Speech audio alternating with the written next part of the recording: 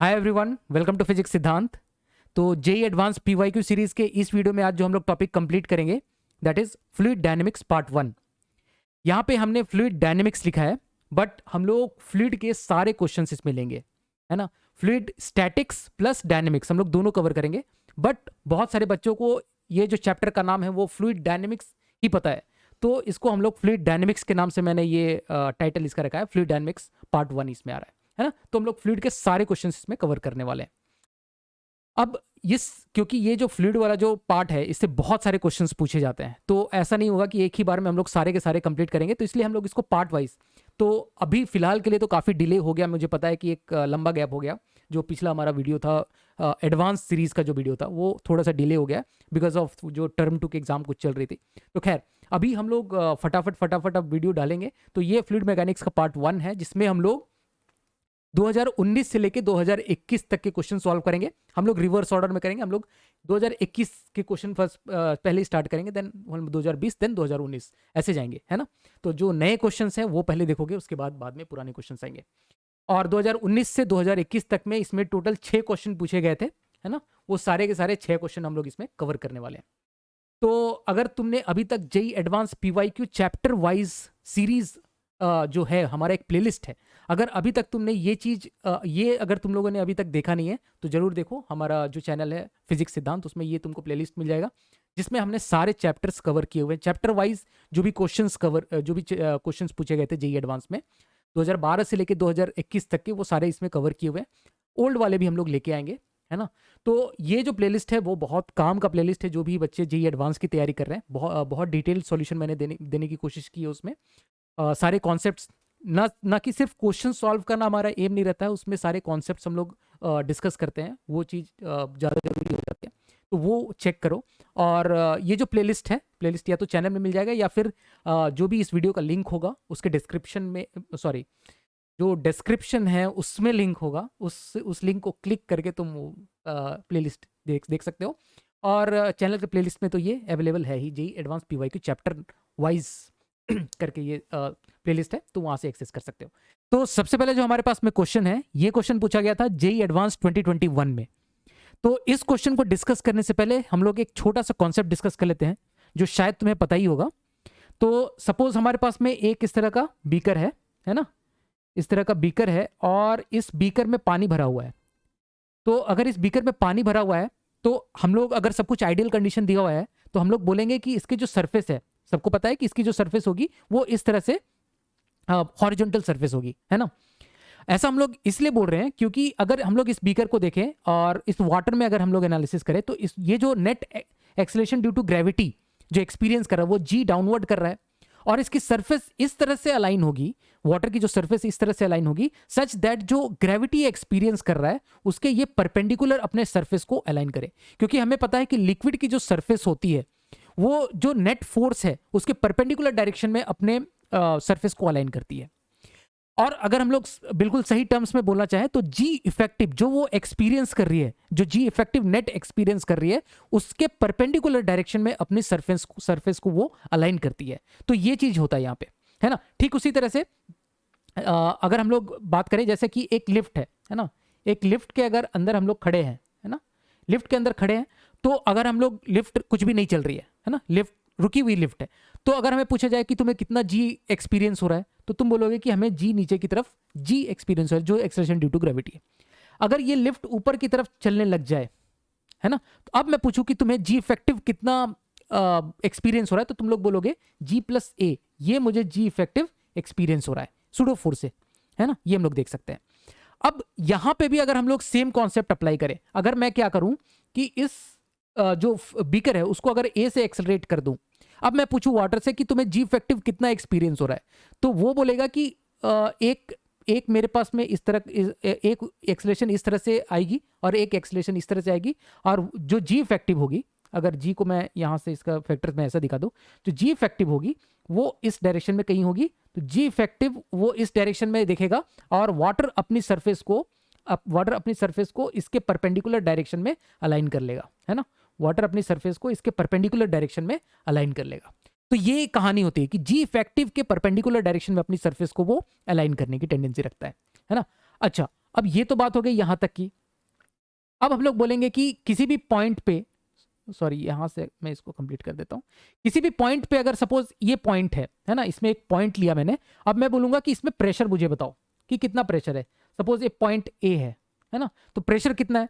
तो तुम लोग बोलोगे कि हम लोग क्या निकालते हैं जनरली, अगर सब कुछ आइडियल कंडीशन है, एक इस तरह का बीकर है और किसी एच हाइट पे प्रेशर कैसे निकालते हैं, पी नॉट अगर बाहर की तरफ है तो P not plus rho G into H.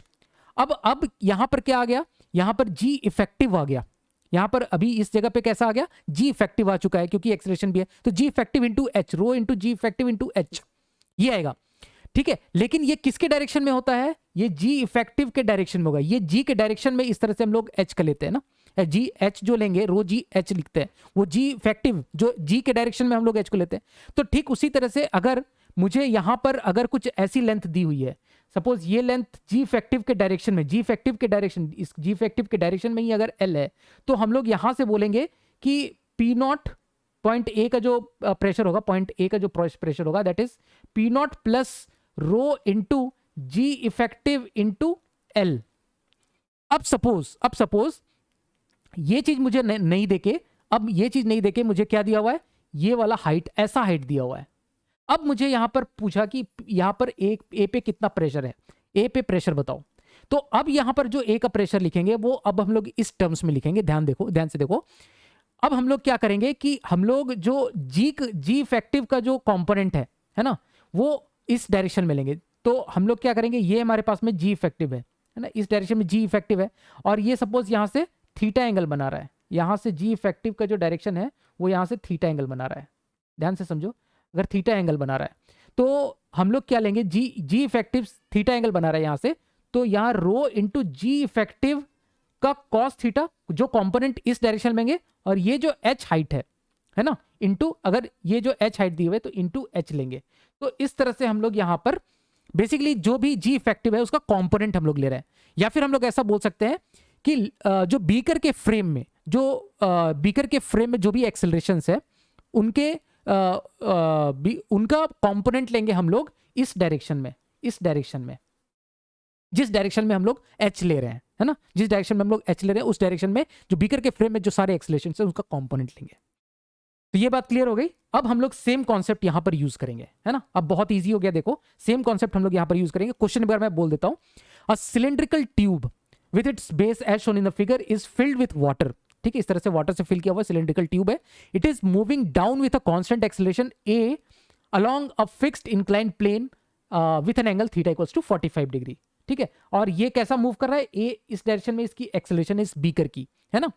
P1 and P2 are pressure at 1 and 2, यहां पर प्रेशर P1, यहां पर प्रेशर P1 है, यहां पे P2 है। Located at the base of the tube, let beta को डिफाइन किया है P1 minus P2 upon rho g d.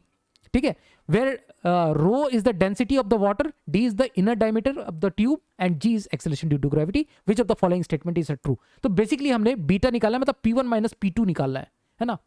तो P1 minus P2 upon rho g D है, तो P1 माइनस P2 निकालते पहले। तो इन दोनों में प्रेशर का डिफरेंस निकाला P1 माइनस P2, है ना। अब हम लोग कैसे निकाल सकते हैं, तो हम लोग क्या करेंगे, P1 को मैं क्या लिख सकता हूं, सबसे पहले जो बीकर है उसके फ्रेम में चले जाओ, तो उसमें जो एक्सेलरेशंस दिखेगी वो कौन कौन सी दिखेगी। एक तो जी तो नीचे की तरफ आएगी, है ना, जी तो जी ही रहेगी, जी इफेक्टिव हम लोग निकाल रहे हैं, तो जी तो एक नीचे की तरफ जी रहने वाली है। और ये जो एक्सेलरेशन है इसको हम लोगों को उल्टा लेना पड़ेगा, उल्टा करके जोड़ना पड़ेगा, तो ये एक्सेलरेशन इस तरफ से जुड़ेगा, है ना। तो ये हमारे पास में नेट एक्सेलरेशन है बीकर के फ्रेम में। और हमें किस डायरेक्शन में चाहिए, हमें 1 से 2 में चाहिए, है ना, हमें 1 से 2 में चाहिए। तो 1 से 2 का जो लेंथ है वो भी हमें चाहिए होगा यहाँ से, है ना। हमें चाहिए कौन सा, कोई कलर दूसरा ले लेते हैं यार, कौन सा कलर ले लो, व्हाइट ले लेते हैं। हमें चाहिए 1 से 2, तो 1 से 2 हमें चाहिए, है ना, 1 से 2 में। तो 1 से 2 की जो लेंथ है वो भी हम लोग निकाल सकते हैं। देखो कैसे, 1 से 2 की जो लेंथ, ये लेंथ दिया हुआ है, दिस लेंथ इज डी, है ना, दिस लेंथ इज डी। देखो यहां पर ये लेंथ अगर डी है तो ये लेंथ भी डी है, और सब कुछ ठीक रहा, ये 45 डिग्री है तो ये भी 45 डिग्री है। तो हमें दिख रहा है ये जो लेंथ है ना, ये वाली जो लेंथ है 1 से 2 की जो लेंथ है, 1 से 2 की लेंथ है that is D by cos 45 degree, है ना। ये ट्रायंगल से निकालना आता हो, ये डी है, ये ट्रायंगल देख लो, राइट एंगल ट्रायंगल है, तो ये वाली लेंथ जो है, ये वाली लेंथ हम लोग निकाल सकते हैं ना, ये वाली लेंथ तो निकाल सकते हैं ना, this length is D by cos 45 degree, ये सबको समझ में आती है, तो इसको हटा देते हैं अभी फिलहाल। तो ये हमें लेंथ तो मिल गया, यहाँ से यहाँ तक का लेंथ मिल गया, और हमें जो एक्सेलरेशन मिली वो कितनी मिली, वो एक इस डायरेक्शन में ए है और इस डायरेक्शन में जी है बीकर के फ्रेम में, तो जो उसको जी इफेक्टिव एक्सपीरियंस हो रहा है। तो हमें क्या निकला है, रो इंटू जी का कॉम्पोनेंट अलॉन्ग, जी इफेक्टिव का कॉम्पोनेंट अलॉन्ग 112 के अलॉन्ग, है ना। तो एक कॉम्पोनेंट कितना हो गया, इसको ऐसा लिख सकते हैं, P1 equals to P2 plus rho into ji effective का जो कंपोनेंट है, मतलब सारे एक्सेलरेशन का कंपोनेंट ले लो इधर, है ना। तो एक तो हो जाएगा जी का एक कंपोनेंट अलोंग द इंक्लाइन लेंगे, तो this is ji cos 45, that is ji by root to, जी का कंपोनेंट इधर ले लिया मैंने अलोंग दिस डायरेक्शन मुझे चाहिए ना बस, तो जी बाई रूट टू एक आ गया, ठीक है, जी बाई रूट टू लिख देता हूं, और एक्सेलरेशन पीछे की तरफ है अलोंग द इंक्लाइन में, तो माइनस ए हो जाएगा इंटू डी यहां पर कितना हो गया, d by cos of 45 degree, है ना। तो ये मेरे पास में P1 minus P1 equals to P2 plus this हो गया। हम लोग वही किया है जो हमने बीकर के जो नॉर्मल केस में किया हुआ था, है ना, सेम वही हमने यहां पर किया हुआ है। तो यहां से हम लोग देखो क्या लिख सकते हैं, P1 माइनस P2 को हम लोग लिख सकते हैं equals to rho into g by root two minus a into root two d, है ना। और यहां पर जो पूछा गया है, ये क्या पूछा गया है, beta equals to P1 minus P2 upon rho g d. तो बीटा हम लोगों ने डिफाइन किया है P1 minus P2 upon rho g d. तो P1 माइनस P2 में अगर रो जी डिवाइड कर दे तो देखो क्या क्या कट गया, रो कट गया, डी कट गया, एक जी बच जाएगा, तो जी by root two minus a into root to, रो और डी तो कट गया, जी बस नीचे बचा हुआ है, तो दिस इज बेसिकली बीटा, है ना। अब बीटा के जो रिजल्ट पूछा गया है वो डाल दो इसमें, g by root two minus a upon minus a into root two by g, यहाँ पर लिख देता हूँ मैं, beta equals to g by root two minus a into root two by g, पहला ऑप्शन देख लो, ए को अगर मैं g by root two put कर देता हूँ तो बीटा मुझे जीरो दिख रहा है, तो ए ऑप्शन तो करेक्ट है, ए करेक्ट है मतलब बी गलत है ना, बी गलत हो गया। सी चेक कर लो, सी या डी में से एक करेक्ट है, क्योंकि एक्सेलरेशन को जी बाई टू पुट करो, एक्सेलरेशन को अगर मैं जी बाई टू पुट करता हूँ तो बीटा की वैल्यू हो जाएगी g by root two minus g by two into root two by g, तो ये बन गया ये जी से जी कैंसिल हो गए सारे, और ये बन गया root two minus one divided by two root two, है ना, सॉरी टू आएगा बस इंटू रूट टू, तो ये बन जाएगा root two minus one divided by root two. So यहाँ से हम लोग देख सकते हैं कि सी भी यहाँ से करेक्ट है, तो इस तरह से इस क्वेश्चन को हम लोग सॉल्व कर सकते हैं। अब जो हमारे पास में नेक्स्ट क्वेश्चन है, ये क्वेश्चन पूछा गया था जेईई एडवांस 2020 में, बहुत ही आसान सवाल था। इसमें बोला गया था हॉट एयर बलून, तो हॉट एयर बलून तुमने भी कभी ना कभी राइड किया होगा, तो मैं भी एक बार किया था मनाली जब गया था, तो hot air balloon is carrying some passengers, तो कुछ पैसेंजर्स को इस तरह का होता है, एक बलून बड़ा सा बलून होता है ना, और नीचे में यहाँ से एक छोटा सा जगह पे रहता है, यहाँ पे पैसेंजर्स को कैरी करते हैं इस तरह से, है ना, इस तरह से पैसेंजर्स को कैरी किए हुए, ये हॉट एयर बलून है, ऊपर में बड़ा सा बलून रहेगा इस तरह से, ठीक है। And a few sandbags of mass 1 kg each, ठीक है, यहाँ पर सैंडबैग्स है, आदमी नहीं पकड़ा है, यहाँ पर सैंडबैग्स कुछ रखा हुआ है, और सबका जो मास है वो कितना है 1 kg, सबका मास 1 kg का है, ठीक है।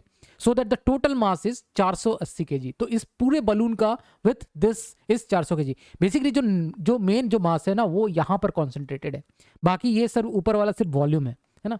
तो पूरे का मिला के मैं यहाँ पर लिख देता हूँ 480 kg है, पूरे का मिला के, नीचे का मास का मिला के, है ना, टोटल हॉट एयर बलून का with this mass is 480 kg। It's effective volume giving the balloon it's buoyancy is v, तो मेन जो रहता है ना वो ये वाला ही पार्ट वॉल्यूम देता है, बाकी ये तो नेग्लिजिबल नीचे वाला वॉल्यूम है, तो इसका जो इफेक्टिव वॉल्यूम है दैट इज v, जो कि इसको बॉयंसी दे रहा है ना। और बॉयंसी अगर हम लोग बोला कि कितना दे रहा है बताओ, तो ऊपर की तरफ दे रहा होगा buoyant force rho into v into g, है ना, और इसके साथ साथ उसके ऊपर और एक फोर्स लग रहा होगा, नीचे की तरफ कितना लग रहा है 480 480 N, है ना, ये दो फोर्स इसमें लग रहे होंगे बस, है ना, और तो कोई फोर्स नहीं है। अच्छा आगे क्या बोलता है, the balloon is floating at an equilibrium height of 100 metre. तो इक्विलिब्रियम में है, मतलब क्या है कि रो वी जी 480 न्यूटन के 480 एन के बराबर है ना। 480 जी होगा ना यहाँ पर, 480 जी, 480 इंटू जी, मैंने एन क्यों लिख दिया था पता नहीं, ठीक है 480 जी। तो ये रो वी जी 480 जी के बराबर है, इक्विलिब्रियम में है, that means rho into V g कितने के बराबर है, 480 जी के बराबर है। ये हमें समझ में आ रहा है यहाँ से, है ना। और ये इक्विलिब्रियम हाइट इसकी कितनी है, 100 मीटर, 100 मीटर की हाइट पे है, ठीक है। तो हाइट का क्या रिलेशन है वो देखेंगे हम लोग, आगे बोलेगा क्वेश्चन में। अच्छा इसमें आगे और क्या बोला गया है, when n number of sandbags are thrown out, मतलब कितना केजी फेंक दिया, एन केजी फेंक दिया, the balloon rises to a new equilibrium height of 150 metre. तो अब बलून 150 मीटर में बना रहा हूं, इसमें से देखो जो फेंका गया वो कहां से फेंका गया, वो यहां से फेंका गया है ना, यहां से फेंक दिया गया, एन बैग्स फेंक दिया। तो एन बैग्स फेंक दिया मतलब इसकी जो वेट होगी हर एक बैग की जो वो 1 केजी का था, तो 480 माइनस एन हो गया अब, है ना, 480 माइनस एन। और अब ये कितने मीटर में ये है, ये जो अब ये 150 मीटर में पहुंच गया, थोड़ा ऊपर उठा, है ना, क्योंकि नीचे फेंक दिया तो ऊपर उठ गया, वो थोड़ा ऊपर उठा, और क्यों उठा होगा वो भी हम लोग देखेंगे। तो अभी इस पे जो फोर्स लग रहे हैं वो कौन कौन से लग रहे होंगे, अब बोला है कि इक्विलिब्रियम में पहुंच चुका है ये, है ना, 150 मीटर में जाके इक्विलिब्रियम में पहुंचा है। तो रो वीजी ऊपर है और नीचे की तरफ है 480 माइनस एन, है ना। तो इस तरह का सिचुएशन हमारे पास में है, with its volume remain unchanged. तो ये जो वॉल्यूम है ना, ये वाला जो वॉल्यूम हम लोग डाल रहे हैं, ये वाला जो वॉल्यूम हमने डाल रहे हैं ना, ये इसका वॉल्यूम अनचेंज्ड है, क्योंकि ये नीचे से मास जो फेंकने से इसका जो इफेक्टिव वॉल्यूम है वो प्रैक्टिकली भी वो वॉल्यूम कम नहीं होता है ना। हॉट एयर बैलून्स में नीचे से कुछ वो बड़ा बैलून का ही जो ये जो शेप रहता है वो वही बहुत बड़ा होता है, वही इफेक्टिव वॉल्यूम उसका हो जाता है। तो ये बहुत ही क्लोज अप्रोक्सीमेशन है, कोई दिक्कत नहीं इसमें। If the variation of density of air with a height h from the ground is given by rho h, मतलब ये अब हम लोग दो जगह पे ये जाके इक्विलिब्रियम में है, एक बार इक्विलिब्रियम में कहां पर है 100 मीटर में, तो इसकी हाइट के साथ इसकी जो डेंसिटी है ना वो चेंज हो जाती है। तो हम लोग पहले केस वाले को रो 1 मान लेते हैं डेंसिटी का, और दूसरे केस को क्यों 150 मीटर में जाके वहां पर है तो इसको हम लोग रो 2 मान लेते हैं। तो अब इसका इक्विलिब्रियम का रिजल्ट लिखे, तो इसमें सेकंड केस के लिए, ये हमारे पास में फर्स्ट केस है, सेकंड केस के लिए, तो फर्स्ट केस के लिए तो हमने लिखा इसको, सेकंड केस के लिए हम लोग इक्विलिब्रियम का इक्वेशन लिख लेते हैं, है ना। हम लोग क्या लिखेंगे, रो 2, पहले वाले के लिए इसके रो 1 लिखा था, अभी रो 2 वी जी इसके बराबर है 480 माइनस एन, और नीचे की तरफ जी भी लग रहा है, मैं जी क्यों छूट रहा है ना, 480 माइनस एन इंटू जी, इतना फोर्स टोटल नीचे की तरफ लग रहा है, ठीक है। अब हमें क्या करना है, इससे हमें एन की वैल्यू निकालनी है, ये कंडीशन से एन की वैल्यू निकालनी है। कैसे निकालेंगे, एक काम करो, इन दोनों को डिवाइड कर दो। तो जैसे ही तुमने डिवाइड किया, देखो डिवाइड करोगे इधर से डिवाइड करोगे, तो जी से जी तो कैंसिल आउट हो जाएगा, वी से वी भी कैंसिल आउट हो जाएगा, इधर जी से ये जी कैंसिल आउट हो जाएगा, और हमारे पास में जो बचेगा rho 1 by rho 2 that is equal to 480 by 480 minus 1। और रो 1 रो 2 क्या है, एच हाइट पे, एच हाइट पे इनकी डेंसिटी क्या है ना। रो 1 है 100 मीटर के हाइट पे, तो यहाँ पर ये जो इक्वेशन हमें दिया हुआ है ना, ये हम लोग डालेंगे, rho 1 equals to rho naught into e raise to power minus h की वैल्यू हमें डालनी है पहले केस में, रो 1 के केस में 100 अपॉन एच नॉट, और डिवाइडेड बाई रो दूसरा वाला में एच डालना में जो 150 बटा h naught, and that is equal to 480 बटा 480 माइनस एन, माइनस एन, ठीक है। बस अब इसमें कैलकुलेशन है, रो नॉट से रो नॉट काट लो, और दूसरा पेन सिलेक्ट कर लेते हैं, और क्या कट जाएगा ई रेज टू पावर आ जाएगा minus, e raise to power ऊपर जाएगा 50 हो जाएगा, 50 बाई एच नॉट हो गया, that is equal to 480 divided by 480 minus n. अब क्या करो, इसको एक बार उल्टा ले लो, मैं बता रहा हूँ क्यों, क्योंकि उल्टा लेंगे मतलब इसको क्या बोलते हैं उसको, उल्टा करने, ऊपर डिनोमिनेटर न्यूमरेटर को उल्टा, रेसिप्रोकल ले लो इसका, e raise to power minus 50 by h not that is equal to, उल्टा ले लिया तो e raise to power x का 1 upon e raise to power x equals to e raise to power minus x, तो ये वाला term कितना बन जाएगा, 1 माइनस एन अपॉन 480। देखो थोड़ा सा भी क्यों ऐसा लिया वो भी समझ में आएगा। अभी ये जो चीज है e raise to power minus x, अगर x बहुत स्मॉल है तो हम लोग क्या बोल सकते हैं, e raise to power minus x, अगर x बहुत स्मॉल है तो e raise to power x का अगर हम लोग देखते हैं जो बाइनोमियल करते हो ना एक्सपेंशन, तो 1 plus x upon 1 factorial plus x square upon 2 factorial plus x cube upon 3 factorial, इस तरह से जाता है ना ई रेज टू। उसी तरह से e raise to power minus x का लेंगे तो 1 माइनस एक्स अपॉन 1 फैक्टोरियल ऐसा आता है कुछ, है ना। तो हमें बेसिकली क्या मतलब है, अगर मेरे पास if my x is small, if my x is small तो क्या हो जाएगा कि हमें हाइयर ऑर्डर टर्म्स हम लोग नेगलेक्ट कर सकते हैं। और यहाँ पर h जो है x जो है वो स्मॉल है ना, क्योंकि एच नॉट की वैल्यू अगर हम लोग यहाँ से ध्यान से देखें तो एच नॉट की जो वैल्यू है वो बहुत हाई है, 6000 है, तो 50/6000 मतलब बहुत छोटा टर्म हो गया। E raise to power minus x, x छोटा है तो हम लोग इसको अप्रॉक्सीमेट कर लेंगे 1 minus x, higher order terms को हम लोग यहाँ से हटा सकते हैं, है ना। तो 1 माइनस एक्स में इसको हम लोग अप्रॉक्सीमेट कर सकते हैं इफ एक्स इज स्मॉल।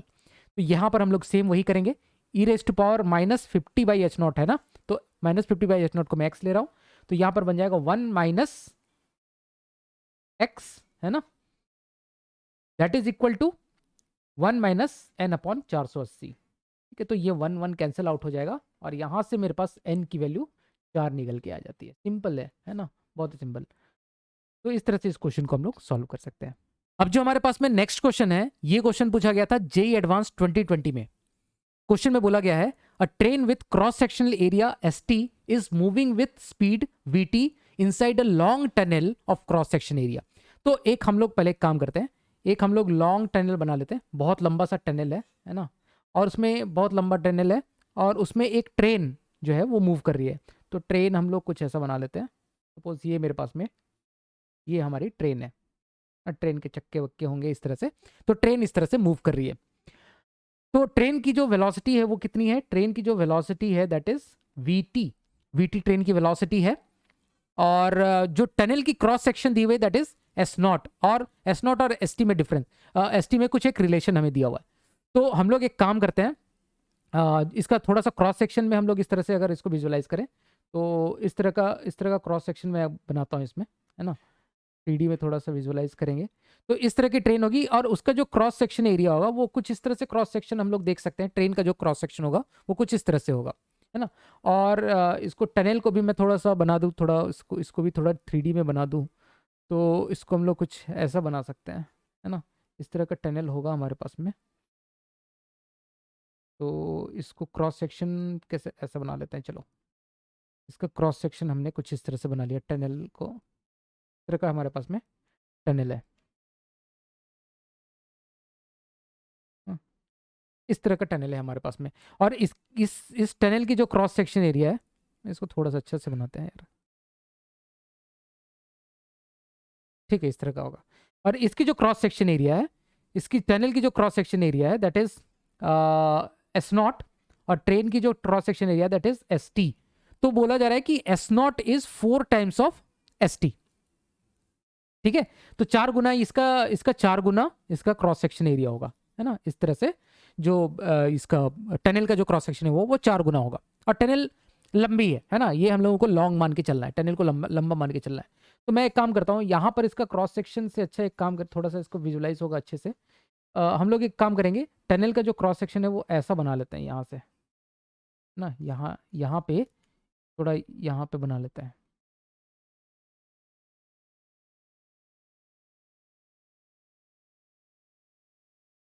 थोड़ा क्लैरिटी हमें आ जाएगा यहाँ से। ये इसका क्रॉस सेक्शन एरिया टनल का ऐसा बना दिया हमने, ठीक है। अच्छा, थोड़ा सा आते हैं, ये मेरे पास में टनल है, खराब बना क्या, खैर। Assume that almost all the air in front of the train flows back between its side and walls of the tunnel। तो कैसा हो रहा है कि जो भी एयर इसके सामने है, सपोज ये वाली एयर है, वो क्या हो रही है कि इसके पास सामने में इस क्रॉस सेक्शन में बहुत सारी एयर होंगी, है ना। मैं ऐसा बना देता हूँ, इस क्रॉस सेक्शन इसमें जहाँ हमने बनाया इसमें बहुत सारी सामने में एक क्रॉस सेक्शन में मैं ऐसा दिखा रहा हूँ, बहुत सारे एयर पार्टिकल्स होंगे, है ना, बहुत सारे एयर पार्टिकल्स हैं।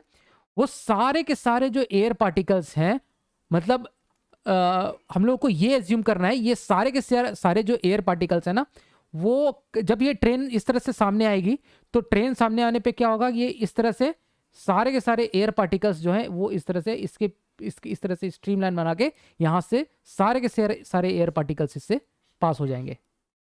कुछ इस तरह का हमारे पास में सिचुएशन है ना। सारे एयर पार्टिकल्स इस तरह की कुछ स्ट्रीमलाइन बनेगी, है ना। तो सारे एयर पार्टिकल्स, यहाँ पर जितने एयर पार्टिकल्स है सारे एयर पार्टिकल्स ट्रेन के ऊपर से पास हो जाएंगे, है ना। यही चीज यहाँ पर बोला गया है। Assume that almost all the air in front of the train flows back between is side and the walls of the tunnel, है ना। सारे मतलब इधर जो भी साइड्स हैं उससे और वॉल ऑफ द टनल से ये सारे के सारे जो एयर है वो पास हो जाएंगे, है ना। तो ये इस तरह से यहाँ पर सिचुएशन हमें दिया हुआ है, ये सारे के सारे एयर यहाँ से पास होने वाले हैं, है ना। इधर से पास होंगे और इधर से भी कुछ पास होंगे, है ना। नीचे से भी इस तरह से भी पास होंगे, जो भी यार पीछे साइड से जो भी है उसमें क्रॉस सेक्शन में, पूरा क्रॉस सेक्शन में पूरे के पूरे एयर उस तरह से पास हो जाने वाले हैं। तो इस तरह का हमारे पास में सिचुएशन है। अच्छा, take the ambient pressure and that inside the train to be P naught, है ना। पी नॉट हमें एम्बिएंट प्रेशर लेना है। तो एम्बिएंट प्रेशर मतलब इधर अगर कोई ट्रेन अगर दूर में है सपोज, है ना, तो मैंने एक दूर का एक सिचुएशन लिया हुआ है, ये थोड़ा सा दूर में है। यहाँ पर प्रेशर अगर हम लोग बोले थोड़ी दूर पे, तो यहाँ पर प्रेशर को पी नॉट हम लोग इस तरह से ज्यूम कर रहे हैं, ठीक है। If the pressure in the region between the side of the train and the tunnel is P, तो यहां पर कोई एक पॉइंट है, यहां पर साइड एंड द टनल, तो यहां पर प्रेशर को अगर हम लोग पी बोल रहे हैं, है ना, यहां पर प्रेशर हम लोग बोल रहे हैं P. If the pressure in the region between side of the tunnel is P, then P naught minus P, हमें ये प्रेशर का डिफरेंस निकालना है, ठीक है। ये प्रेशर का हमें डिफरेंस निकालना है। अच्छा, यहां पर एक बहुत बड़ी लाइन लिखी हुई जो थोड़ा सा हिंट देके जाती, यहां पर देखो बोला गया है also the air flow with respect to the train is steady and laminar. अगर तुमने इस चीज को ध्यान दिया होता ना तो एक मतलब प्रॉब्लम यहीं पे सॉल्व हो गया होता, है ना। तो ये चीज, ये जो लाइन दी हुई है ये बहुत ही इंपॉर्टेंट लाइन है ना। ये एक बहुत बड़ी हिंट थी कि तुमको ट्रेन के फ्रेम में इसको सॉल्व करना था।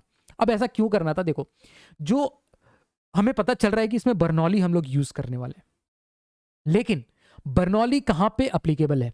देखो अगर ऐसा बोला जाए तो देखा जाए तो बर्नौली जो है that is simple application of work energy theorem. Work energy theorem से हम लोग उसको डिराइव करते हैं, लेकिन उसमें एक एजम्पशन रहता है कि जो फ्लो है ना, तो जो फ्लो है that should be laminar flow, steady flow और लेमिनार फ्लो होना चाहिए, है ना। लेमिनार फ्लो के केस, लेमिनार या स्ट्रीमलाइन फ्लो, उसी के केस में, ऐसे ही केस में हम लोग बर्नौली इक्वेशन हम लोग यूज कर सकते हैं। अगर फ्लो टर्बुलेंट हो गया तो उस केस में हम लोग बर्नौली वहां पर वैलिड नहीं रहता है, ठीक है।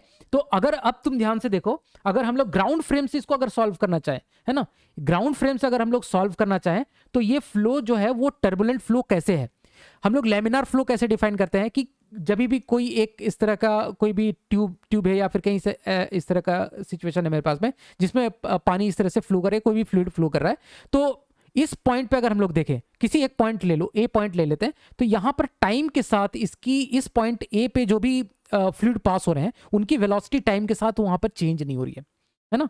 ये जो यहां पर जो फ्लूइड की जो वेलोसिटी है that is not function of time, वो टाइम के साथ चेंज नहीं हो रही है। बट यहां पर अगर तुम देखो, अगर ग्राउंड फ्रेम से अगर हम लोग देखना चाहे, ग्राउंड फ्रेम से अगर हम लोग इसको देखना चाहे तो क्या होगा कि जब यहां पर जब ट्रेन दूर में थी तो यहां पर पार्टिकल्स स्टिल थे, है ना। ये ट्रेन जब दूर में थी, ये ट्रेन इस तरह से आ रही है, जब ये ट्रेन दूर में थी तो स्टिल थे। जैसे ही जैसे ट्रेन इसको अप्रोच करेगी, ये वाले पार्टिकल्स उठ के, ये पार्टिकल्स उठ के, ये जो है ये इस स्ट्रीमलाइन के फ्लो के डायरेक्शन में इस तरह से भागने लगेंगे, है ना। इस तरह से भागने लगेंगे। ये जो पार्टिकल्स हैं वो मूव कर रहे हैं, है ना।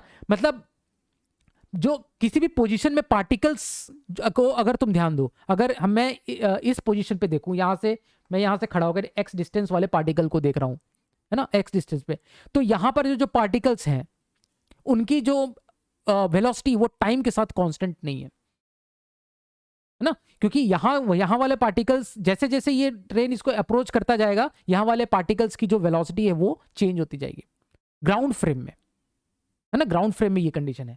लेकिन अगर हम लोग ट्रेन के फ्रेम में देखें तो ट्रेन के फ्रेम में क्या दिखेगा कि मान लो ट्रेन के फ्रेम में बैठा है तो वो देखेगा ऊपर वाला जो भी हवा है, उसके ऊपर जो भी हवा है उनका प्रेशर है P, है ना, उनकी वेलोसिटी फिक्स है, जो भी है वो उनकी वेलोसिटी ऊपर वाले हवा की फिक्स है। और जो सामने कहीं कहीं अगर x डिस्टेंस पे कोई पार्टिकल है तो उनकी x डिस्टेंस पे किसी भी टाइम पे ट्रेन के रेस्पेक्ट में वहां पर उनकी वेलोसिटी फिक्स है ना। यहां पर ट्रेन के रेस्पेक्ट में इनकी वेलोसिटी किसी भी x, अब वो जो x डिस्टेंस है वो ट्रेन के फ्रेम में है, वो जो x डिस्टेंस है वो ट्रेन के फ्रेम में है, तो वो उसको तो सामने दिखेगा ना, वो ट्रेन ऊपर देखे, ऊपर वाली जो हवा है उनकी वेलोसिटी उनको फिक्स दिखेगी ट्रेन के फ्रेम में, और सामने जो भी हवा उसके सामने दिख रहा है उनकी वेलोसिटी उसको फिक्स दिखेगी, है ना। टाइम के साथ वो चीज चेंज नहीं हो रही है। ओके, इस बात को समझ पा रहे हो तुम कि ट्रेन के रेस्पेक्ट में वो जो फ्लूइड जो है वो उसका जो फ्लो है दैट इज लेमिनार और स्टेडी फ्लो, और इसको हम लोग बोल सकते हैं स्ट्रीमलाइन फ्लो, ठीक है, ट्रेन के रेस्पेक्ट में। तो यहां पर ये समझ में आ गया कि ये ट्रेन के फ्रेम में हमको सॉल्व करना था, तो फिर क्वेश्चन कुछ नहीं, इक्वेशन ऑफ कंटिन्यूटी और फिर बर्नौली इक्वेशन हो गया, है ना।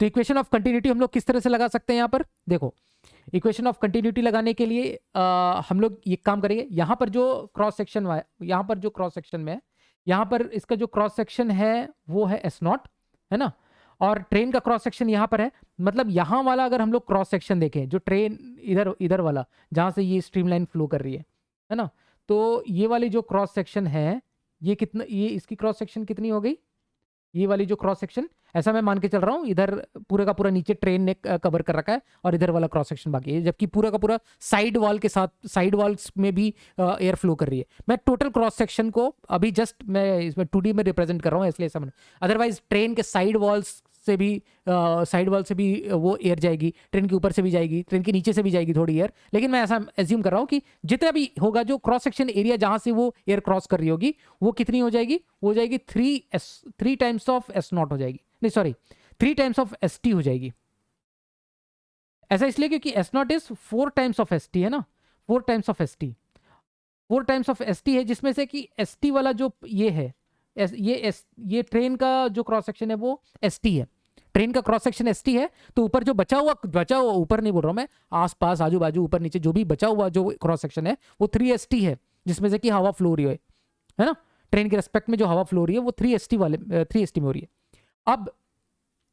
अब जब ट्रेन इधर मूव कर रही है तो अगर हम लोग दूर वाले किसी पार्टिकल को देखेंगे, तो दूर वाले जो पार्टिकल को देखेंगे तो उसकी जो वेलोसिटी होगी, दूर वाला जो पार्टिकल है उसकी जो वेलोसिटी होगी वो इस तरफ कितनी हो जाएगी, कितना हो जाएगा, वो हो जाएगा, ध्यान से देखो यहाँ पर, एक मिनट मैं पेन दूसरा ले लेता हूँ, इस तरफ जो वेलोसिटी हो जाएगी वो कितनी हो जाएगी, VT हो जाएगी, क्योंकि ट्रेन के रेस्पेक्ट में हम लोग देख रहे हैं तो सामने वाला जो पार्टिकल है वो तो स्टिल है ना, वो रुका हुआ है, तो उसकी जो वेलोसिटी है दैट इज VT, है ना, उसकी जो वेलोसिटी है वो है VT।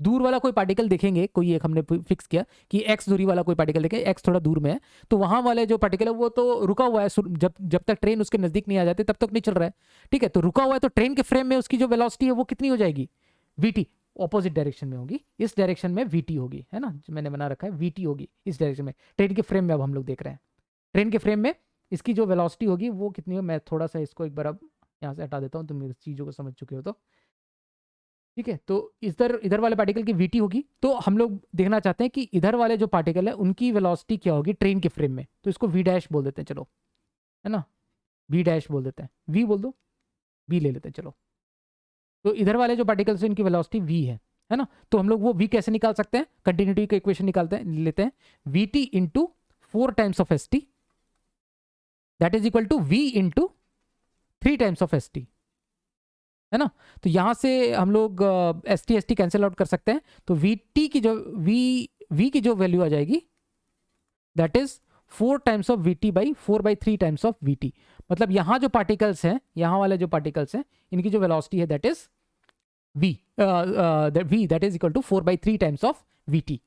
तो ये चीज तो अब हमारे पास निकल गया, अब हम लोग सिंपल अब बर्नौली इक्वेशन लगा सकते हैं, और बर्नौली इक्वेशन में भी हमें एक प्रॉब्लम मतलब एक सिंपल हमारे लिए सिंप्लीफाइड है, क्योंकि हमें यहाँ पर जो ρGH वाला जो टर्म है वो हमें लेना नहीं पड़ेगा, है ना, ρGH वाला हमें टर्म लेने की जरूरत नहीं है, तो यहाँ पर हम लोगों को बस पता है यहाँ का प्रेशर इज P0, है ना, एम्बिएंट प्रेशर है, और यहाँ का जो प्रेशर है दैट इज P, तो बस हमें P0 लेना है, P0 मैं पहले यहां पर बर्नौली लगा रहा हूं, P0 plus half into rho into V square that is VT square, and that is equal to second वाले पॉइंट पे यहाँ पर हम लोग लगा रहे हैं Bernoulli, that is P1, P लिया ना हमने, प्रेशर P है, P plus half into rho into इसका square, that is 16/9 times of VT square. तो ये हमारे पास में, इसको हमें बस सॉल्व कर लेना है ना। तो यहाँ हमें P0 माइनस P निकालना है, P0 minus P, that is half into रो तो कॉमन निकाल देता हूँ मैं, VT स्क्वायर भी कॉमन निकाल देता हूँ, ये बन जाएगा 16/9 माइनस 1, यही आ जाएगा ना, 16/9 माइनस 1। तो रो VT स्क्वायर बाई 2, रो यहाँ पर बोला गया 7/2n into rho VT square. तो ये अगर सॉल्व करें तो ये कितना आ जाता है वो एक बार देख लेते हैं। 16 में से 9 गया 7, बाहर निकला 7/9 इंटू 2, यहाँ पर नीचे में 9 ये वाला आ जाएगा, ये बेसिकली 7/9 आ गया ना, 7/9 into 2 into rho into VT square. अब कंपेयर कर लो, 2n की जगह यहाँ पर 9 इंटू 2 है, तो n की वैल्यू हमें यहाँ से दिख रही है, n की वैल्यू हमें यहाँ से कितनी दिख रही है, 9। तो n की वैल्यू यहाँ पे 9 हो जाएगी। जो हमारे पास में नेक्स्ट क्वेश्चन है, ये क्वेश्चन भी पूछा गया था जेईई एडवांस 2020 में। क्वेश्चन में बोला गया है when water is filled carefully in a glass one can fill it to height h above the rim of the glass due to surface tension of the water. तो यहाँ पर एक हमारे पास में ग्लास है और ग्लास में कुछ पानी भरा हुआ है, लेकिन पानी पूरा भरने के बावजूद हमें और इसमें पानी भरना है, तो हमने इस पर और पानी भरा भरते भरते हमें फाइनली इस तरह का एक शेप देखने को मिल रहा है। और ये जो शेप है इसके डिस्क्रिप्शन थोड़ा और डिटेल में दिया हुआ है, लेकिन इस शेप की जो हाइट है that is given as h। अब आगे बोला गया है to calculate h just before water starts flowing. अब एक लेवल से ज्यादा हम लोग भरने लगेंगे पानी, तो पानी गिरेगी, वो ऑब्वियस सी बात है। तो लेकिन उसको भरने, हमें गिरने से बचाना है ना। हमने भरा है लेकिन हमने ये ध्यान रखा है कि वो गिरने से बच जाए, जस्ट वो लिमिटिंग कंडीशन हमने उसके ऊपर रखी है ना।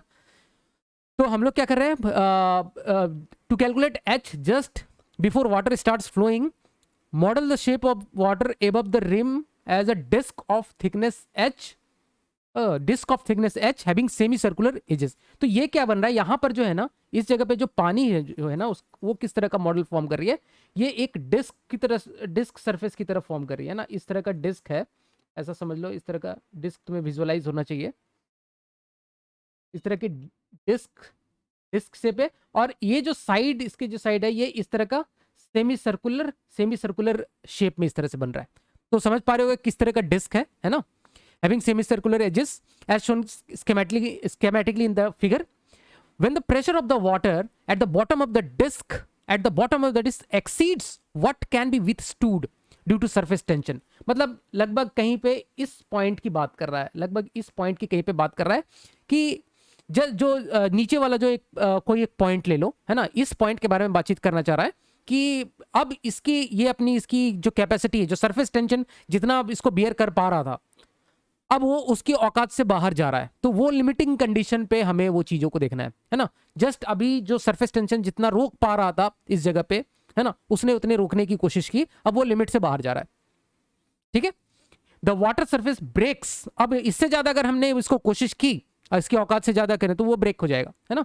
ब्रेक्स नियर द रिम यहाँ पर, and water starts flowing from there। उसके बाद वाटर नीचे गिरेगा।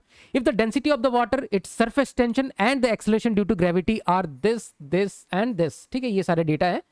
the value of h, तो हमें वो लिमिटिंग कंडीशन देखो। अगर तुमने यंग्स का एक फॉर्मूला पढ़ा होगा, यंग्स फॉर्मूला है जो पढ़ाया भी जाता है, ये जेई एडवांस में एक बार पहले भी आ चुका है। आईआईटी जेई जब हुआ करता था उस टाइम पे वो दो ग्लास प्लेट वाला था, उसके बीच में हम लोग लिक्विड ड्रॉप रखे थे, वो किस तरह का सरफेस, इस तरह से सरफेस फॉर्म करता था है ना। वो वहां पर भी ये क्वेश्चन पूछा गया था, मल्टीपल सरफेस वाला। तो यहाँ पर दो सरफेस हमारे पास में है, उसके लिए यंग्स का एक फॉर्मूला आता है एक्सेस प्रेशर के लिए। तो P excess that is given as T/R1 plus T/R2। और R1 R2 क्या है, रेडियस ऑफ कर्वेचर है, जो दो सरफेस हमारे पास में है, उन दोनों सरफेस का रेडियस ऑफ कर्वेचर।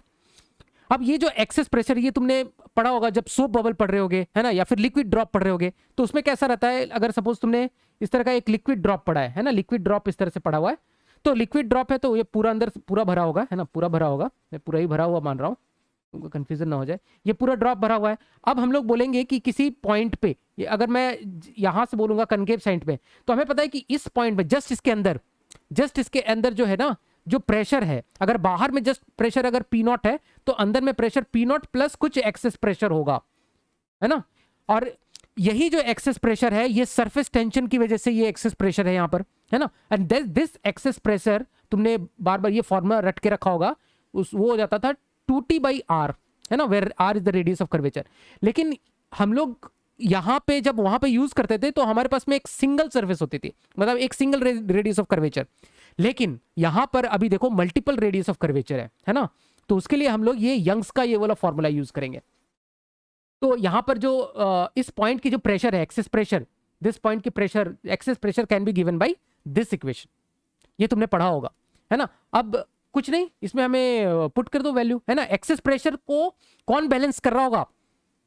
ये जो एक्सेस प्रेशर है, ये तो जो सरफेस टेंशन इस एक्सेस प्रेशर को बैलेंस करके रखा है।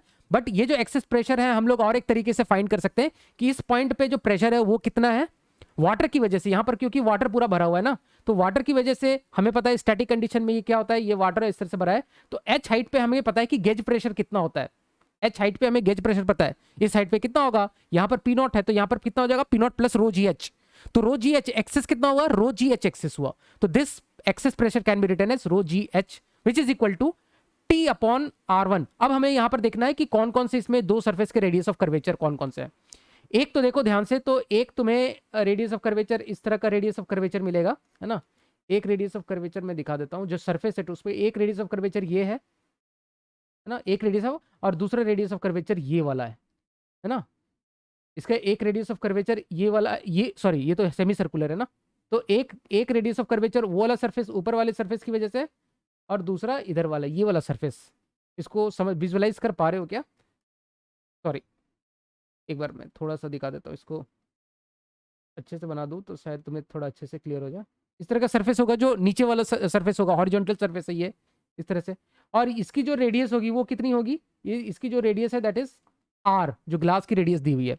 और यहाँ जो सरफेस है, ये वाला जो सरफेस है ना, इस सरफेस की रेडियस ऑफ कर्वेचर क्या हो जाएगी, इस सरफेस की, देखो ये तो पूरा का पूरा सेमी सर्कल है, मतलब ये यहां से यहां तक जो सेमी सर्कल, अगर इसकी रेडियस ऑफ कर्वेचर आर है ना, तो ये डायमीटर हो गया इसका। तो डायमीटर किसके बराबर हो गया, डायमीटर एच के बराबर, यहां से यहां तक इसका डायमीटर हो गया ना। तो डायमीटर अगर रेडियस आर है, तो 2r इसका डायमीटर हो गया, और वो h के बराबर हो गया। मतलब उसका जो रेडियस ऑफ कर्वेचर है दैट इज h/2। मतलब एक रेडियस ऑफ कर्वेचर हमारे पास में r है, तो एक मैं T/r लिख देता हूं, और दूसरा रेडियस ऑफ कर्वेचर हमारे पास में h/2, तो h/2 मैं ले लेता हूं। अब देखो ये जो कैपिटल R है, जो ग्लास का जो रेडियस है, वो काफी बड़ा है कंपेयर टू इस स्मॉल h। स्मॉल h हमारा मिलीमीटर में जा रहा है। मिलीमीटर में कितना ऊपर भर लोगे, है ना। ऐसा नहीं है कि तुम 1 मीटर तक पानी ऊपर भर लो, है ना, ऐसा तो नहीं है, बिल्कुल mm में वो थिकनेस होती है। तो ये जो h है ये बहुत छोटा है। तो ये जो T/r है ना, इसके टर्म ये नेग्लेक्ट हम लोग यहाँ पर से कर सकते हैं इसको, है ना। ये हम लोग टर्म यहाँ से नेग्लेक्ट कर सकते हैं। तो बाकी यहाँ पर हम लोग हो गए सॉल्व। हमें क्या निकालना है, h निकालना है। तो h² इज बेसिकली 2T/ρg, और यहाँ से h की जो वैल्यू आती है that is equal to √2T/ρg, है ना। वैल्यू पुट कर लेना है, हमें सॉल्व हो जाएगा, बहुत ही आसान है। 3 पॉइंट समथिंग है, आता है कुछ, मुझे आंसर याद नहीं है। यहाँ पर 2 पुट कर लेना है, यहाँ से t की वैल्यू, सरफेस टेंशन की वैल्यू यहाँ दी हुई है, ठीक है, 0.07 यहाँ डाल देना। रो की वैल्यू भी यहाँ पर दी हुई है, एक्सेलरेशन ड्यू टू ग्रेविटी 10⁻3, है ना, ये भी दी हुई है। ये g की वैल्यू भी दी हुई है, सब कुछ यहाँ पर दिया हुआ है। वैल्यू पुट करो, 3 पॉइंट समथिंग ऐसा कुछ आंसर आ जाता है। तो इस तरह से इस क्वेश्चन को हम लोग सॉल्व कर सकते हैं। अच्छा, इसमें और एक छोटी सी बात कि इस क्वेश्चन में थोड़ा सा फ्लॉ है, और जेई वालों ने इस फ्लॉ को कंसीडर नहीं किया। उन्होंने ये जो सॉल्यूशन दिया, ये इस तरह से वो लोग एक्सपेक्ट करे थे कि इस तरह से तुम क्वेश्चन को सॉल्व करो। एक हाइपोथेटिकल कंडीशन उन्होंने दे के रखा था, बट इसमें बहुत बड़ा फ्लॉ है। पता नहीं इस क्वेश्चन को बोनस क्यों नहीं किया। इसको कायदे से इस क्वेश्चन को बोनस होना चाहिए था, है ना, क्योंकि बहुत सारे बच्चे जो अच्छे बच्चे हैं वो लोग इस क्वेश्चन में देख के फंस गए होंगे, क्योंकि मतलब साफ साफ इसमें दिखता है कि इसमें फ्लॉ है ना। और मैं थोड़ा सा बस उसको हिंट देता हूँ कि क्या इसमें क्या फ्लॉ है। बट इसको यार जे वालों को कंसिडर करना चाहिए था एज अ बोनस, बट अब हम लोग क्या बोल सकते हैं उसमें, है ना। तो देखो इसमें जो फ्लो क्या क्या किस तरह का फ्लो है, अगर हम लोग इस पॉइंट की बात कर रहे हैं तो हम लोगों ने क्या किया, यहाँ पर गेज प्रेशर को एक्सेस प्रेशर के बराबर किया, रो जी एच को हमने वो जो एक्सेस प्रेशर हमने कैलकुलेट किया तो उसके बराबर किया। अब मेरे को बताओ, अगर हम लोग बात करें इस पॉइंट की, इस पॉइंट को एक यहाँ पर पॉइंट ले लो, तो यहाँ पर भी जो एक्सेस प्रेशर होगा, है ना, जो सरफेस टेंशन की वजह से जो एक्सेस प्रेशर होगा वो भी उतनी ही के बराबर होगा, है ना, वही प्रेशर डिफरेंस होगा, वही वहां पर एक्सेस प्रेशर होगा, इतने ही के बराबर होगा, T/R1 प्लस T/R2।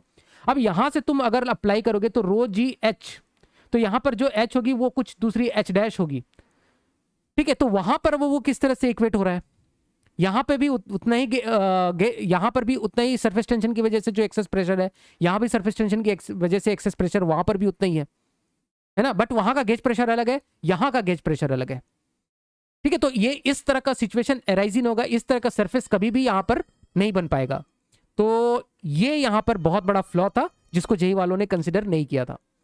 अब जो हमारे पास में नेक्स्ट क्वेश्चन है, ये क्वेश्चन पूछा गया था जेई एडवांस 2019 में। क्वेश्चन में बोला गया है an open ended YouTube of uniform cross section. तो यहां पर यूट्यूब का मतलब वो वाला नहीं, यूट्यूब वाला नहीं जो तुम अभी देख रहे हो, है ना। बहुत ही घटिया जोक, क्या क्या जोक मारते हो सर, ठीक है। चलो, तो इसमें बोला गया ये जो दोनों एंड है ना, ये ओपन है, तो ओपन एंडेड यूट्यूब है यहाँ पर हमारे पास में, और इसमें क्या हो रहा है, of uniform cross section area, पूरी यूनिफॉर्म क्रॉस सेक्शन एरिया है, कंटेन्स वाटर, और वाटर की डेंसिटी दी हुई है। Initially the water level stands at 0.29 metre from the bottom of each arm. तो क्या होता है, यहाँ पर से जो 0.29 मीटर तक यहाँ तक पानी भरा हुआ था, 0.29 मीटर इधर भी, और 0.29 मीटर दोनों बराबर लेवल पे होंगे, 0.29 मीटर यहाँ, 0.29 दोनों में इस तरह से पानी भरा हुआ था, इतने इतने दूर तक पानी भरा हुआ था पूरा, है ना, इस तरह का कंडीशन था। अब आगे बोला गया है kerosene oil of density 800 kg पर metre cube is added to the left arm. यहां पर एक केरोसिन भरा जाता है जो कि वाटर इमिसिबल है, इसलिए ऐसा नहीं कि वाटर में जाके घुल जाएगा, तो वाटर इमिसिबल इस तरह का केरोसिन ऑयल यहां पर डाला जाता है 0.1 मीटर जिसकी हाइट है, तो 0.1 मीटर हाइट तक इसको भरा जाता है। तो बोला गया है कि रेशियो H1/H2, तो 0.1 मीटर भरा गया, तो अब क्या होगा कि इधर का जो वाटर लेवल है ये भी कुछ ऊपर की तरफ जाएगा, क्योंकि हमें मतलब क्या होना चाहिए, एक्चुअल में देखा जाए तो यहाँ जो प्रेशर है, यहाँ पर जो प्रेशर है इस पॉइंट पे और इस पॉइंट पे प्रेशर तो सेम ही होने वाले हैं, ए और बी, तो उसकी वजह से हाइट में एडजस्टमेंट होगा, है ना। मेन जो कॉन्सेप्ट है ये यहाँ का प्रेशर और यहाँ का प्रेशर सेम होगा, जिसकी वजह से हाइट में एडजस्टमेंट होगा, और वो देख देख के हमें H1/H2 का कुछ रेशियो कैलकुलेट करना है, ठीक है, सॉरी। तो अभी क्या करेंगे, मैं एक बार इसको हटा देता हूं। तो पहले अगर ध्यान से देखो तो पहले जो वाटर का लेवल था, है ना, यहां से 0.29 मीटर यहां, और यहां से 0.29 मीटर ऊपर, यहां तक पानी भरा हुआ था, ठीक है। तो मैं बस हाइट वाले को कंसिडर कर रहा हूं, क्योंकि यहां से यहां तक जो पानी भरा हुआ था वो तो कॉमन ही रहेगा, यहां से यहां जो पानी भरा हुआ था वो कॉमन ही है दोनों केस में, है ना। हमने केरोसिन ऑयल डाल दिया या फिर पहले जो विदाउट केरोसिन ऑयल वाला, तो यहां से यहां तक का पानी तो फिक्स है और सब जगह क्रॉस सेक्शन एरिया फिक्स है, तो हमको बस इक्वेट करना, हाइट को हम लोग इक्वेट कर देते हैं। तो पहले जो हाइट था वो कितना था, 0.29 इंटू 2, मैं ये वाला नहीं ले रहा हूं क्योंकि ये दोनों में कॉमन है ना। तो पहले जो हाइट था वो 0.29 इंटू 2, है ना, और उसमें केरोसिन के ऑयल डाला गया 0.1 मीटर तक, और वो किसके इक्वल होगा, वो इक्वल होगा अभी टोटल जो हाइट है H1 प्लस H2, यही होगा, है ना। हमने पहले हमारे पास 0.29 इंटू 2 इतना हाइट था वाटर की वजह से, और उसमें हमने 0.1 केरोसिन ऑयल ऐड कर दिया, और यहां वाला वाटर, तो यहां वाला जो वाटर वो फिक्स है, मतलब जो टोटल हाइट आएगी H1 प्लस H2 की बाद में, वो पहले वाली हाइट के पहले वाला जो हाइट था उसमें अगर 0.1 ऐड कर दे उसके बराबर होगी, ठीक है। ये छोटी सी बात है। तो यहां से हम लोग देख सकते हैं कि H1 प्लस H2 की जो वैल्यू आ गई वो आ जाएगी ये 58 और एक 68 हो जाएगा ना, ये 58 हो गया plus 0.1 that is 0.68, H1 plus H2 की जो वैल्यू आ गई दैट इज 0.68, ठीक है। अब अगला हम लोग कहां से लेके आए, अगला इक्वेशन हम लोग कहां से लेके आए, तो अब मैं यहां से इसको अगर रब कर दूं तो हम लोग बोल सकते हैं कि ए पॉइंट पे प्रेशर और बी पॉइंट पे जो प्रेशर है वो दोनों बराबर होंगे, है ना, प्रेशर बराबर होंगे इन दोनों पॉइंट पे।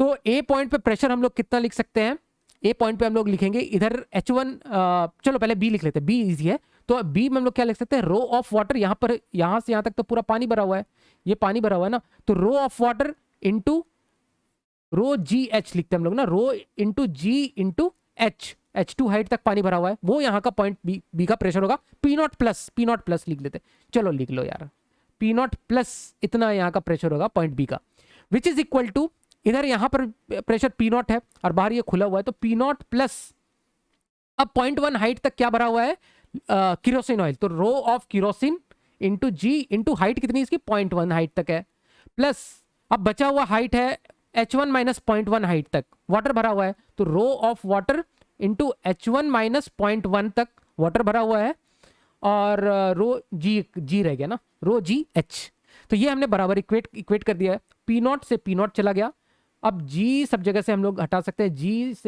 से जी कैंसिल आउट हो गया, तो ये बन गया रो ऑफ वाटर इंटू H2, है ना, तो रो ऑफ वाटर यहाँ पर लिख लेते चलो 1000 H2 that is equal to rho of kerosene 800 rho of kerosene is 800 into 0.1 that is 800 into 0.1 हो गया 80, प्लस रो ऑफ वाटर हो गया 1000 इंटू H1 माइनस 0.1, है ना, H1 माइनस 0.1, तो आगे अगर हम लोग इसको सॉल्व करें, एक काम करें कि हम लोग 1000 से दोनों साइड में डिवाइड कर देते हैं, तो ये 1000 यहाँ निकल जाएगा और ये 0.08 आ गया ना, तो 0.08 और ये 1000 यहाँ से चला गया, 1000 से डिवाइड कर दिया हमने, ठीक है, तो यहाँ पर मेरे पास में क्या बन गया, H1 माइनस H2 की वैल्यू कितनी आ गई 0.02 आ गई, है ना 0.02। अब यहाँ से सॉल्व कर लो, फर्स्ट और सेकंड इक्वेशन से सॉल्व करो, इसको फर्स्ट मैं बोल दूँ, इसको सेकंड बोल दूँ, तो इन दोनों को जोड़ दो, तो जोड़ देने पर हमें क्या मिला 2H1, यहाँ लिख देता हूँ 2H1 that is equal to 0.75 आ गया ना, 0.70, 68 प्लस 0.02 0.70, तो H1 की जो वैल्यू आ गई दैट इज 0.35, अब H1 जैसे ही 0.35 आ गई, इसमें इस इक्वेशन में डाल दो, तो 0.33 आ जाएगी H2 की वैल्यू, 0.33 आ गई, है ना, तो क्या निकालना था H1 बाई H2, ले लो रेशियो H1 बाई H2 35/33, तो यहाँ से हम लोग देख सकते हैं इसका करेक्ट आंसर हो जाएगा बी, तो इस तरह से इस क्वेश्चन को हम लोग सॉल्व कर सकते हैं।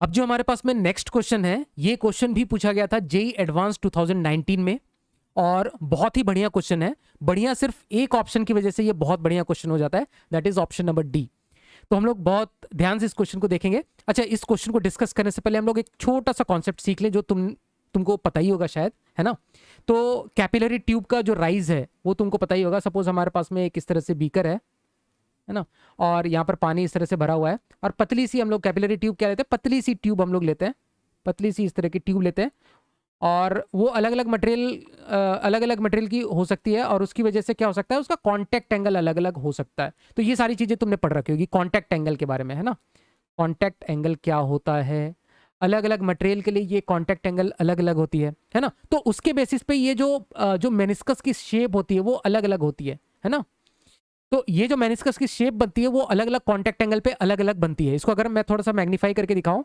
ये थोड़ा, अगर ये मेनिस्कस है मेरा, ये सपोज मेरा पास में ट्यूब है, तो अलग अलग कॉन्टैक्ट एंगल के लिए अलग अलग बनेगी, तो जो सपोज कॉन्टैक्ट एंगल 0 हो गया, तो पूरा का पूरा कॉन्टैक्ट एंगल 0 होने के लिए ये कैसे शेप बनेगी, हेमिस्फेरिकल शेप बनेगी, इस तरह की हेमिस्फेरिकल शेप बनती है ना, कॉन्टैक्ट एंगल 0 के लिए इस तरह से हेमिस्फेरिकल शेप बनेगी, तो यहाँ पर ये कॉन्टैक्ट एंगल 0 का केस हो गया, तो इस तरह से अलग अलग कॉन्टैक्ट एंगल की, फिर कॉन्टैक्ट एंगल बढ़ती जाएगी, है ना, तो शेप इसकी चेंज हो जाती है, इस तरह से कॉन्टैक्ट एंगल बढ़ती जाएगी तो शेप इसकी चेंज हो जाएगी, कॉन्टैक्ट एंगल 90 हो गया तो ये इस तरह का शेप बनेगा, है ना, तो अलग अलग कॉन्टैक्ट एंगल के लिए ये इस तरह का हम लोग यहाँ पर बना सकते हैं, ठीक है। और ये फॉर्मूला तुमको जो फेमस सा फॉर्मूला है,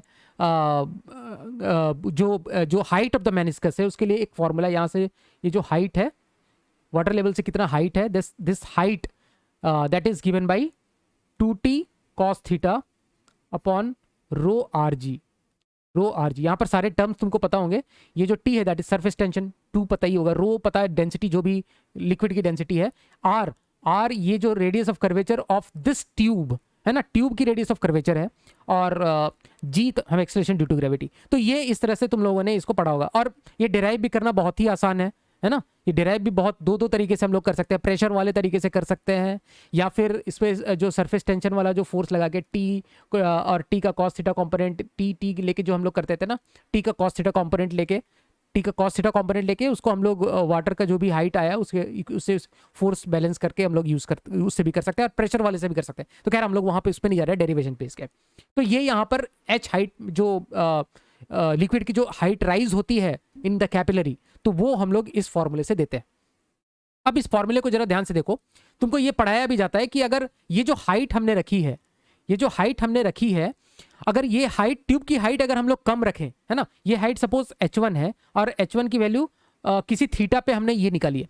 अब if h is less than h1, है ना, अगर हमने हाइट कम रखा जो रिक्वायर्ड हाइट है थीटा किसी अलग किसी के कॉन्टेक्ट एंगल पे, ये सब कुछ एक फिक्स वैल्यू आ गई, है ना, एक कॉन्टेक्ट एंगल फिक्स है, टी कांस्टेंट है, टू कांस्टेंट है, रो और आर जी सब कुछ कांस्टेंट है। अगर मैंने तो वो एक हाइट निकलेगी किसी भी पर्टिकुलर ट्यूब के लिए, है ना। तो अगर मैंने वो हाइट से कम अपनी हाइट रखी, ठीक है, तो क्या ये लिक्विड जो है वो बाहर स्पिल होके आएगी? तो हमें पता है कि ये लिक्विड स्पिल नहीं होती, स्पिल बाहर की तरफ नहीं होगी, इससे बाहर नहीं निकल पाएगी। तो बाहर नहीं निकलेगी तो फिर कैसे बैलेंस होगा? वो बेसिकली इसका जो कांटेक्ट एंगल है वो चीज इसमें चेंज हो जाता है, कांटेक्ट एंगल जो है वो चीज चेंज हो जाता है। तो बेसिकली यहां पर क्या हो जाएगा, ये कांटेक्ट अगर मैंने इसको h को जितना रिक्वायर्ड h है ना, जो इस पर्टिकुलर कांटेक्ट एंगल के लिए जो h है वो मैंने नहीं रखा, उससे थोड़ा छोटा रखा, है ना, वो छोटा रखा, तो basically h upon cos theta, तो थीटा एडजस्ट हो जाता है, क्योंकि h अपॉन कॉस थीटा देखोगे तो 2t upon rho R G, so this is a constant value, this is a constant value. तो बेसिकली अगर मैंने h जितना रिक्वायर्ड हाइट है उससे मैंने h को अगर कम रखा तो मेरी cos theta that is contact angle adjust होती है ना, वो एडजस्ट होती रहेगी, वो चेंज होती रहेगी। तो ये कॉन्सेप्ट ध्यान में रखना चाहिए। तो चलो हम लोग इसी कॉन्सेप्ट को यूज करते हुए इस क्वेश्चन को हम लोग सॉल्व करते हैं। क्वेश्चन हम लोग पहले पढ़ लेते हैं एक बार क्या है क्वेश्चन में। तो क्वेश्चन में बोला गया है a cylindrical capillary tube of 0.2 mm radius, ठीक है, is made by joining two capillaries T1 and T2 of different material. Different material है जिसका कांटेक्ट एंगल अलग अलग है। तो T1 T2 दो अलग अलग मटेरियल हैं, T1 और T2 का मटेरियल अलग अलग है जिसकी वजह से इनका कांटेक्ट एंगल अलग अलग है, एक 0 डिग्री का है और एक 60 डिग्री का है। The capillary tube is dipped vertically in the water in two different configuration, case 1 and case 2 as shown in the figure. अलग अलग तरीके से इसको हमने डाला है। तो which of the following statement is correct? तो इसमें सरफेस टेंशन, डेंसिटी और जी की वैल्यू दी हुई है। तो सबसे पहले तो यार हम लोग ये देख लेते हैं कि जो H है मटेरियल 1 के लिए, जो T1 अगर मान लो यहां पर से T1 रखा गया और ऊपर T2 रखा गया, इनको इस तरह से ज्वाइंट किया हुआ है, तो इस तरह के मटेरियल के लिए हमें सबसे पहले तो ये देखना पड़ेगा कि मटेरियल 1 के लिए कितनी हाइट रिक्वायर्ड है। मतलब अगर हमने ट्यूब को अंदर यहां डाला तो ये पानी कितनी राइज होनी चाहिए, मतलब कायदे से कितनी राइज होती है ना। हाइट कम है ज्यादा है वो हम लोग बाद में देखेंगे, स्पिल हो रहा है नहीं हो रहा है, वो ऊपर चढ़ रहा है क्या हो रहा है वो, लेकिन कितनी इसको रिक्वायर्ड हाइट है, कितनी रिक्वायर्ड हाइट, अगर इस तरह के ये T1 वाला मटेरियल पहले अंदर घुसता है तो इसके लिए रिक्वायर्ड हाइट कितनी है, तो उसको हम लोग सपोज इस पहले वाले केस के लिए H1 बोल देते हैं। तो H1 बेसिकली क्या हो जाएगा मेरे पास में 2t cos थीटा अपॉन हम लोग लिख रहे हैं रो आर जी, है ना। तो अभी 2 की वैल्यू 2 लिखते हैं, t की वैल्यू सरफेस टेंशन हमें 0.075 दिया हुआ है ना, 075 है, 0.075 cos थीटा पहले वाले के लिए जो ये वाला जो मटेरियल इसकी थीटा इज 0, तो cos 0 is 1 divided by rho, density 1000 है वाटर की, इनटू r 0.2 mm दिया हुआ ना, 0.2 mm that is 10⁻³ into g की वैल्यू 10, सब हमने SI यूनिट में रख दिया है। अब देखो ये 10⁻³ कैंसिल आउट हो गया, 0 पॉइंट इससे कैंसिल आउट हो गया, 2 से ये 2 कैंसिल आउट हो गया, that is 0.075 metre, that is इसको हम लोग बोल सकते हैं 7.5 सेंटीमीटर। तो ये H1 की वैल्यू आ गई, है ना, ये H1 की वैल्यू आ गई। अब हमें सपोज ये T2 दूसरा मटेरियल है, इसके लिए हम लोग हाइट H2 अगर कायदे से चढ़ना चाहिए, है ना, वो हम लोग देखेंगे हाइट छोटा है बड़ा है क्या है। H2 के लिए कितना चढ़ना चाहिए था, H2 कितना हाइट चढ़ता, सब कुछ अगर सही रहता, वो हाइट अगर दी हुई है तो उसमें भी सेम यही आ जाता 2t cos theta upon rho R G. तो देखो यहाँ पर पहले H1 के लिए जो cos थीटा है वो 1 है और बाकी H2 के लिए सब कुछ वही है, बस cos थीटा डिफरेंट है ना, 2t upon rho R G तो वही है, तो cos थीटा यहाँ पर 1 है, तो ये दूसरे केस के लिए cos 60 डिग्री हो जाएगा वो, क्योंकि कॉन्टेक्ट एंगल 60 डिग्री है, तो cos 60 डिग्री इज हाफ, तो यहाँ पर 1 की जगह हाफ आएगा, तो बस एक हाफ का फैक्टर यहाँ पर आ जाएगा, तो 7.5 डिवाइडेड बाई 2 दैट इज 3.75 आ जाएगा ना, ठीक है, 3.75 सेंटीमीटर। तो H1 और H2 की हमें कायदे वाली वैल्यू आ गई, इतनी होनी चाहिए। अब हम लोग जरा ऑप्शंस देखते हैं कि क्या पूछा गया है ना। तो केस 1 में बोला गया है फॉर केस 2, अच्छा पहले ऑप्शन में बोला है for case 2 if capillary joint is 5 centimetre above the water surface. तो कैपिलरी ये जो जॉइंट है ना, ये यहां से 5 सेंटीमीटर के ऊपर ये जॉइंट लगाया हुआ है ना, ठीक है।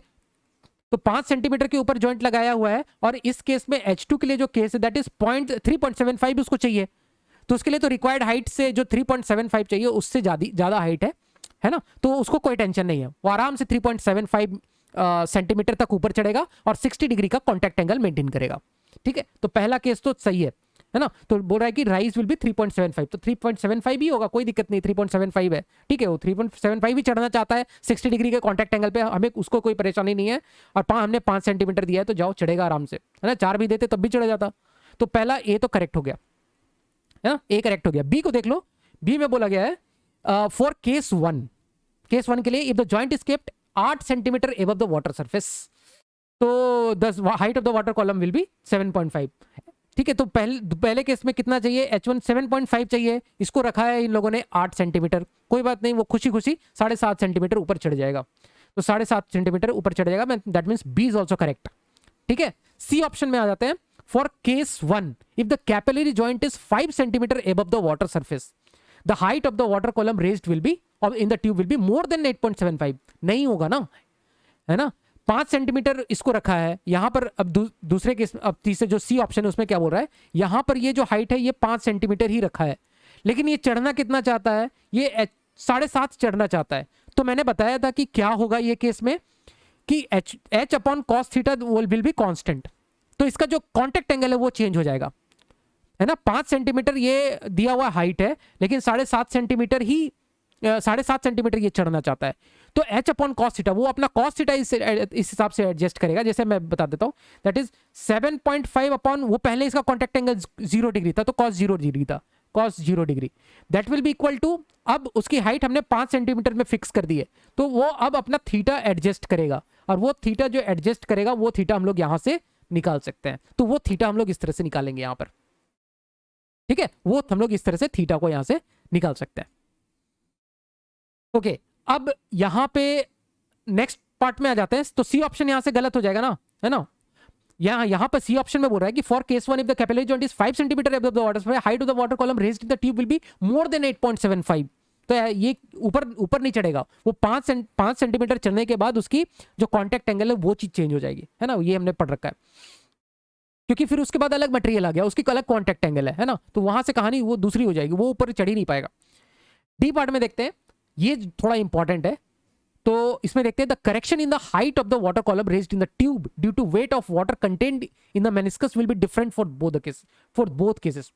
तो ये जो कहानी है ना, बिल्कुल अलग कहानी है, और इसके ऊपर थोड़ा विवादित, ये क्वेश्चन विवादित भी हुआ इस पर्टिकुलर ऑप्शन को लेके, क्योंकि ये जो ऑप्शन है ना, ये एक ही केस के लिए जो है वो सही होता है, बाकी सब केस के लिए गलत है ना। यहां क्योंकि ये जो डिफरेंट है ना, will be different in both the cases.